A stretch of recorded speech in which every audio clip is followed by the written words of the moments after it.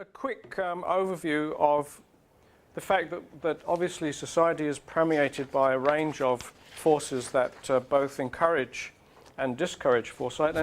And this is just sketchy stuff here. Take these as beginning ideas, and if they're of any interest, obviously work them through. Clearly, there are some forces that are saying, let's have more foresight because there are threats out there, because more people are really understanding that we do face what I've called a civilizational challenge, that there are new things we might want to do, and we clearly need new strategies to move forward. But equally, there are constraining forces. There is an inherent conservatism that keeps things the way they are for perhaps much longer than they should be. There are real questions of cost. What's the cost of this? What's the payoff? Short-term thinking remains very, very dominant. There is actually a huge lack of institutional capacity in Australia to do this kind of work. You folk are the very people who will help, hopefully, to deal with that and go and fill those positions and do that work that so really needs doing. There's questions of readiness, opportunity, and support. There is a very strong force, and I was discussing this with someone earlier this morning. He was talking about community and working with community, and I was saying, wouldn't it be nice? For me, the term community actually represents a kind of projected ideal. We'd all love to think we have it, but in fact, we've pretty much lost a lot of the characteristics that featured in more traditional communities. I believe that the trends are going in the other direction, away from the rebuilding of community to a continued withdrawal to the private sphere, to comfort.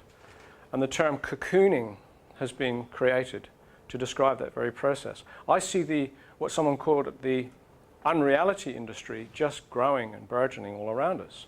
So rather than an engagement with historical reality that we live in, I think there's a tendency to say too hard and draw back into the secondary constructed worlds of sport, entertainment, media, the rest of it. So fatalism, avoidance, very powerful social forces. People are saying it's too hard, don't trouble me with that, I'd rather just go to the movies. And then on top of that, you have issues of paradigm blindness where people literally cannot see what's in front of their face because they haven't got the wherewithal to make sense of it. And that's something that's very real in many organizations, including very powerful ones. That's where some of the critical futures work really can deal with that, because if we're actually looking at the interior world as well as the exterior world, then we can deal comprehensively with a lot of those paradigm issues. I'm not going to repeat this because it was mentioned yesterday, these three approaches to foresight: pragmatic, progressive, civilizational. And equally, I touched on these questions here about some of the practicalities of implementation. So what about the rewards? What sorts of things might we look for? Well, some time ago, I coined the term foresight auditing. And I set it out there into the environment as a challenge, which so far I don't think anyone's picked up. Now, I don't have the skills to make this work. I just sense that there's something here which the right person with the right skills could run a long way with. And it has to do with looking at a situation and figuring out what are the cost-benefit savings of acting in a timely way. I'll give you an example. There's one in the Foresight book which involved a youth worker in Melbourne.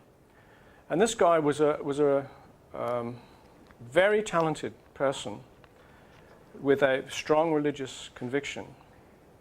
And he felt that his mission in life was to go and work with the graffiti street gangs. And he went out there and did that. And in so doing, he became just a little bit over-identified with the culture he was dealing with. He began to look and speak and act like them, though I never caught him with a can actually in his hand.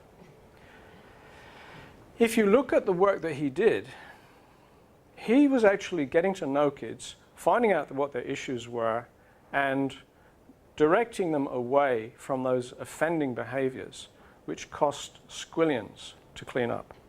At that time, Melbourne was spending literally millions of dollars a year, A, cleaning up the mess, and B, prosecuting kids. And this one individual was actually getting in right at the early stage, dealing up front with the problem out of his own personal commitment, but he couldn't get any support. I don't remember the figures anymore, but I do remember the result, which is that for every dollar that the state could spend on people like this guy I'm talking about, they would have saved $12, $15, $20, depending on the kinds of assumptions that you factored in. So here's an example of concrete foresight auditing in a situation where the state's wasting huge amounts of money, where action of the right kind could save the state a lot of money. There must be untold contexts where that could happen. So I just mentioned that to you as something to think about. You might trip across or already know of one like that. I also think there are intrinsic benefits of moving towards a more foresight-oriented culture. We can't predict everything, we can't know everything, we are always going to be surprised by some things, but for foresight to be naturalized as a valuable capacity across a culture seems to me to bring a whole range of benefits. It means that we're more alert, more aware, more light on our feet, more able to deal with things long before they become critical. Being proactive might not just be a flip business term, but it might be something that everyone takes a good deal more seriously. I find it so interesting, as I said yesterday, that in the corporate world, foresight work, futures work has largely been seen in terms of competition, opening out new competitive space, doing new things. But it's equally important, as I said yesterday, to look at creating new cooperative space. What does that look like? There's some work to be done there. I'm sure people have worked on this, but I haven't had really the time to follow it up myself. Overall, I see the rewards being a positive engagement with this forward view that looks so challenging. Now and then, a piece of research crops up which throws new light on this.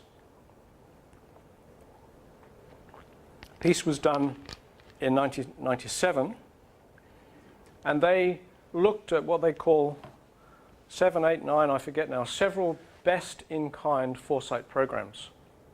And this is summarizing their conclusions. It all makes complete sense, I think. We are in a process of legitimizing something that has not been common in the recent past. So, I'll come back to the Commission for the Future a little later on. The first generation, as I see it, of IOFs, or institutions of foresight, were experimental. They're based on local knowledge. They were staffed with local people, weren't particularly networked, and many of them disappeared. And you could draw the implication from that that foresight works too hard, or it doesn't work, or we shouldn't bother. I really think there's a different message. And the message is really, what can we learn from them? So what I tried to do, mainly from the Commission for the Future example, but also with some reference to others, is to think, well, how could this be done better? So I wrote a paper called Creating and Sustaining Second Generation Institutes of Foresight. And we've actually tried to put some of these learnings into practice here. We haven't done all of them yet, but we're certainly some way down the track. And these are the sorts of things that are involved.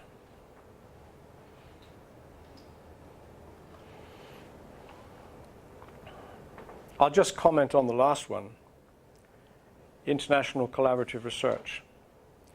As I may have said yesterday, there are about more than 40 places in the world where work is done in this area in universities. Too many people are still operating in isolation. They're creating the same issues, they're running through similar learning programs, they're doing research in all sorts of directions. What if there was some loose coordination so that there was a sense of collaboration, so that what one entity learned was available to another?